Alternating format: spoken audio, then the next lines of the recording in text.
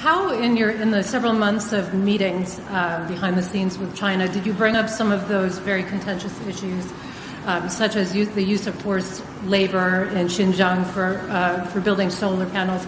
How did you address it, and how did you kind of overcome that in reaching this final? Well, we're honest. We're honest about the differences, and we certainly know what they are, and we've articulated them. But that's not my lane here. That's my job is to be the climate guy. Oh, you're the climate guy? She didn't ask you about the concentration camps. She didn't ask you about the rape, the torture, the indoctrination, the losing of culture, the banning of the culture, the banning of religion. She didn't ask you about those things. She asked you about something that's in your lane because you're the climate guy. She asked you about solar panels being made by Uyghur slaves. How the hell is that not in your lane, John Kerry? After all, you're the climate guy. Shouldn't we be asking the climate guy about where these solar panels are coming from?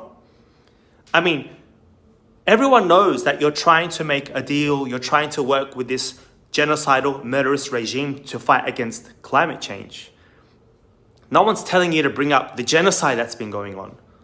She's asking you something that is in your lane because you're the climate guy, John Kerry.